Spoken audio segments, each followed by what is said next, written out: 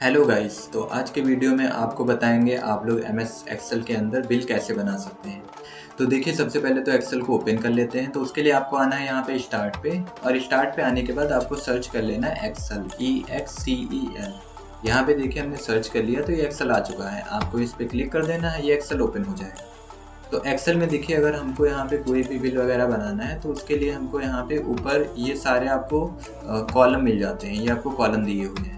यहाँ पे जो भी ABCD लिखा हुआ है तो ये कॉलम होते हैं, प्लस यहाँ पे आपको रॉ दी होती है। तो ये रॉ और कॉलम, इसी में हम लोग अपने डाटा को इंटर करते हैं। तो अगर कोई भी यहाँ पे डाटा हमको इंटर करना है, सबसे पहले हेडिंग बना लेते हैं।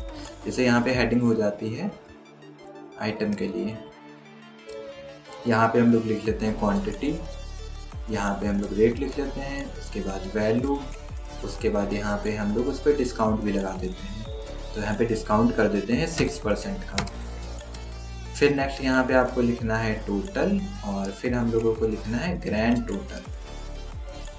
तो अब हम लोग यहाँ पे आइटम ले लेते हैं, जो भी आइटम चाहिए। तो हमको यहाँ पे चाहिए CPU, प्रिंटर, यहाँ पे माउस, ये हो जाएगा माउस, यहाँ पे कीबोर्ड, और यहाँ पे हो जाएगा प्रिंटर। प्रिंटर तो हो चुका है, तो हम लोग कर देते हैं इसको माइक, स्पीकर। उसके बाद यहाँ पे क्वांटिटी हमको लिखना है। तो क्वांटिटी मतलब हम कितने ले रहे हैं। तो यहाँ पे हमको CPU चाहिए 4, तो यहाँ पे 4 ले लेते हैं। यहाँ पे 5 4 3 2 4, ठीक है। अब CPU का रेट डालना है, यानी एक CPU कितने का। तो एक CPU यहाँ पे जैसे हम लोग ले लेते हैं 8000। उसके बाद प्रिंटर दिया है, तो प्रिंटर ले लेते हैं 15000 का। उसके बाद माउस दिया है, माउस हो जाएगा हमारा 200 का, और कीबोर्ड यहाँ पे 600 का ले लेते हैं। फिर आपका माइक दिया है, तो माइक 800 रुपये का, और स्पीकर 1500 रुपये के। तो ये हमने यहाँ पे लिख लिया। अब हमको निकालनी है वैल्यू। तो वैल्यू का मतलब हो गया इसको और इसको दोनों को मल्टीप्लाई करके आएगा। यानी अगर हम लोग एक यहाँ पे CPU ले रहे हैं तो 8000 का हुआ, और अगर हम लोग यहाँ पे 4 लेंगे तो कितने का होगा। तो इसका इससे मल्टीप्लाई हो जाएगा। तो यहाँ पे हम लोग वैल्यू निकाल लेते हैं। तो उसके लिए सबसे पहले इक्वल लगाना है।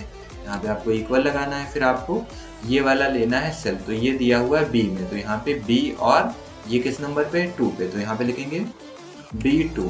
B2 के बाद अगर आप इसको मल्टीप्लाई करना चाहते हैं तो आपको स्टार सिंबल लगाना है, तो ये स्टार लग गया। अब ये किस में आ रहा है। तो ये आ रहा है आपका C में और 2 में, तो यहाँ पे C2 लिखना है। अब आप इंटर कर दोगे तो ये वैल्यू निकल आई है।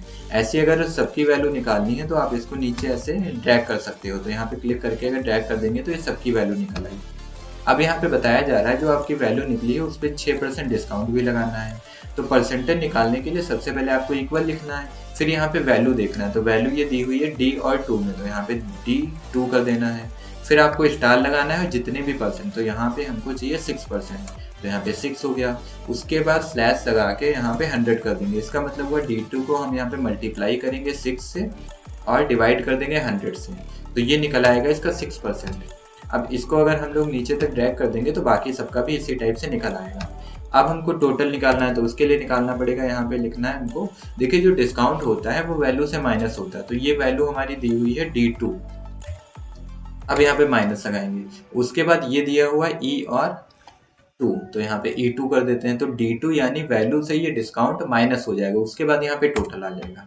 तो अगर डिस्काउंट लगेगा तो यहाँ पे ये माइनस होके मिलेगा। तो अगर हमको यहाँ पे 4 CPU पड़ रहे हैं 32,000 के, तो ये 32,000 के ना पड़ के यहाँ पे डिस्काउंट के साथ अगर हम लोग लेंगे तो हमको पड़ेगा ये 30,080 रुपये का। अब इसको हम लोग नीचे तक ड्रैग कर देते हैं ऐसे क्लिक करके। तो ये सबका निकल आया। अब हमको ग्रैंड टोटल निकालना है। तो ग्रैंड टोटल के लिए आपका सम फार्मूला लगता है। तो पहले इक्वल, उसके बाद सम, ब्रैकेट को स्टार्ट करेंगे और यहाँ से यहाँ तक पूरी वैल्यू लेना है। तो ये F2 है, चाहो तो आप क्लिक करके भी ऐसे सेलेक्ट कर सकते हो। उसके बाद ब्रैकेट को क्लोज कर देंगे और इंटर। तो ये हमारी यहाँ पे जो ग्रैंड टोटल है वो भी वैल्यू निकल आई है। तो ऐसे हम लोग बिल को बना सकते हैं। इससे देखिए हम लोगों का बेनिफिट क्या रहता है कि अगर हम लोग यहाँ पे अपने डाटा में कोई चेंजिंग करते हैं, जैसे मान के चलिए हमको माइक लेने हैं यहाँ पे 4, तो हमने जैसे यहाँ पे 4 किया, यहाँ की आप कैलकुलेशन देख रहे हैं, तो इंटर करेंगे तो कैलकुलेशन ऑटोमेटिक यहाँ की चेंज हो जाएगी।